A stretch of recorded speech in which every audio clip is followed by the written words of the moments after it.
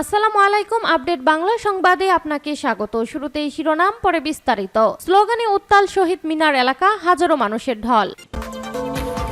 এদিকে আন্দোলন বিজয়ের দ্বারপ্রান্তে বলল বিএনপির মহাসচিব। এছাড়া বিক্ষোভে উত্তাল বরিশাল, পুলিশের গাড়ি ও বক্স ভাঙচুর। আরও থাকছে, ক্ষমা চাওয়ার সময়ও পার হয়ে গেছে বলল নাহিদ।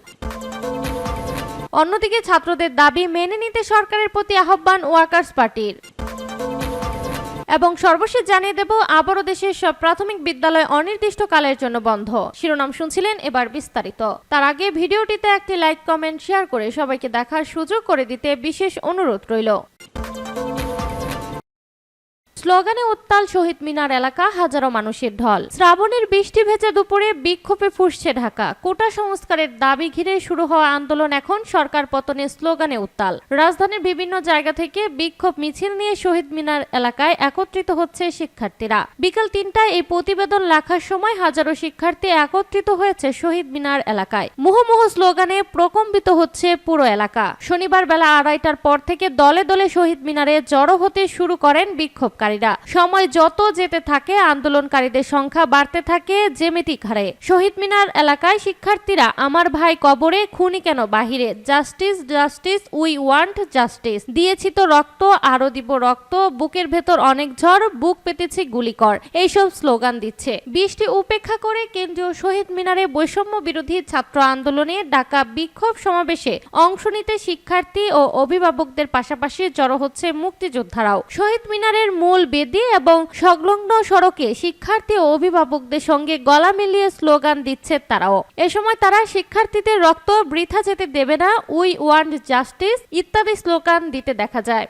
আন্দোলন বিজয়ের দ্বারপ্রান্তে বলল বিএনপির মহাসচিব। বিএনপির মহাসচিব মির্জা ফখরুল ইসলাম আলমগীর বলেছেন, বৈষম্য বিরোধী ছাত্র আন্দোলন বিজয়ের দ্বারপ্রান্তে এসে গেছে এবং ছাত্র শিক্ষার্থীদের বিজয় অবশ্যই হবে। তিনি বলেন, দেশে একটা গণজাগরণ শুরু হয়ে গেছে। শিক্ষার্থীদের আন্দোলনে সাধারণ মানুষ যোগ দিয়েছে। সব পেশার মানুষ, সব ধরনের মানুষ এই আন্দোলনে যুক্ত হয়েছে। তারা যুক্ত হয়েছে সব ভয়কে উপেক্ষা করে। শনিবার ৩রা আগস্ট দলের স্থায়ী কমিটির সদস্য আমির খসরু মাহমুদ চৌধুরীর বাসায় তার পরিবারের সদস্যদের সাথে সাক্ষাতের পর এসব মন্তব্য করেন মির্জা ফখরুল। বিএনপির স্থায়ী কমিটির সদস্য নজরুল ইসলাম খান ও আমির খসরু মাহমুদ চৌধুরীকে গত ২১ জুলাই তাদের বাসা থেকে গ্রেপ্তার করে আইনশৃঙ্খলা বাহিনীর সদস্যরা। মির্জা ফখরুল বলেন, তরুণরা এবার জেগে উঠেছে, এজন্যই আমরা অত্যন্ত আশাবাদী এই কারণে যে তরুণরা যখন জেগে উঠেছে, ছাত্ররা যেখানে জেগে উঠেছে, যুবকরা যেখানে জেগে উঠেছে, সেই আন্দোলনকে পরাজিত করার কারো পক্ষে সম্ভব না। তিনি বলেন, ছাত্ররা যখন আন্দোলন শুরু করেছে তখনই এর যে যৌক্তিকতা তা নিয়ে আমরা কথা বলেছি।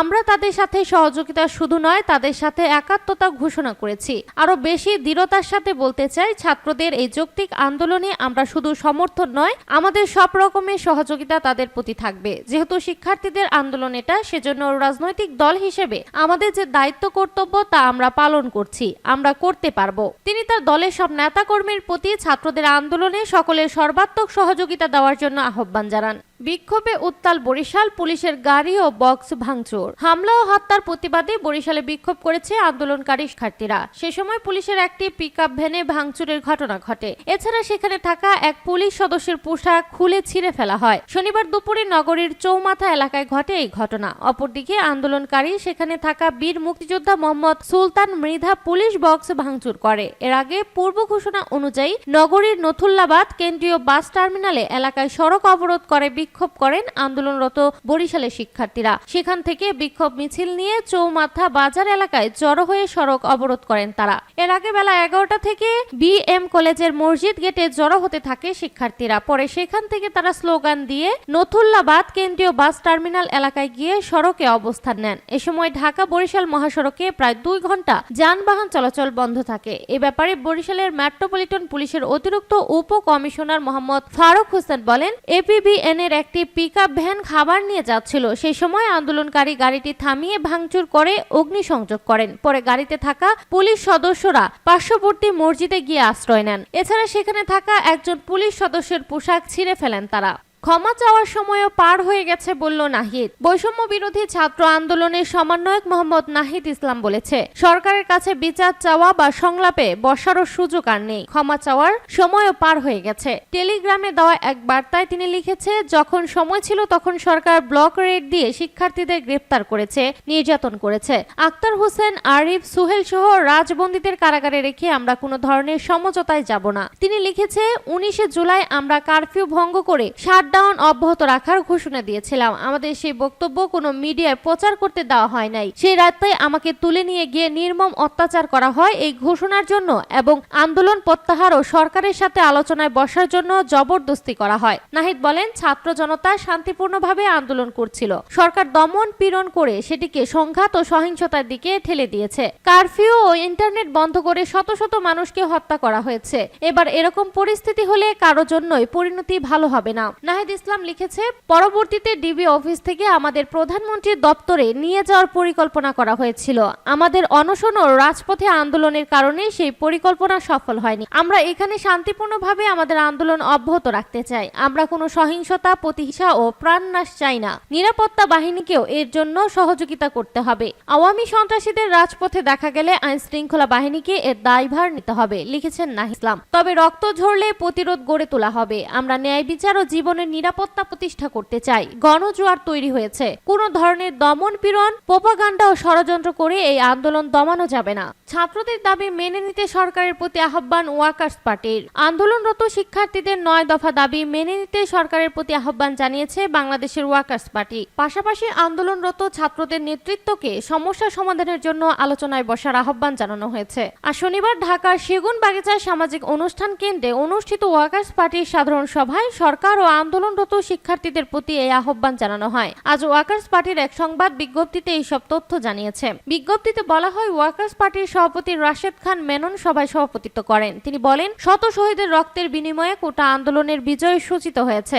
এই বিজয়কে সংহত করে আন্দোলনের সময়ে ছাত্র হত্যার বিচার, নিহত আহতদের ক্ষতিপূরণ, শিক্ষা প্রতিষ্ঠান খুলে দেওয়া সহ ছাত্রদের অন্যান্য দাবি আলোচনার মধ্য দিয়ে সমাধান হতে হবে। এজন্য শিক্ষার্থীর আন্দোলনের নেতৃত্ব রাজি হলে ওয়ার্কার্স পার্টি সেই প্রক্রিয়া শুরু করতে সহায়তা করতে পারে। রাশেদ খান মেনন বলেন, দেশের রাজনৈতিক অর্থনৈতিক স্থিতিশীলতার প্রশ্নে সরকারের অবস্থানে প্রশ্নটিও আলোচনার মধ্য দিয়ে সমাধান হতে পারে। সবাই দেশের বর্তমান রাজনৈতিক পরিস্থিতি পর্যালোচনায় ছাত্রদের আন্দোলনের দাবিগুলোর পাশাপাশি দুর্নীতি, অর্থ পাচার, ঋণ খেলাপি, ব্যাংক লুটের বিরুদ্ধে এবং দ্রব্যমূল্যের ঊর্ধ্বগতি রোধে দেশব্যাপী সভা সমাবেশ, বিক্ষোভ মিছিল করার কথা বলা হয়।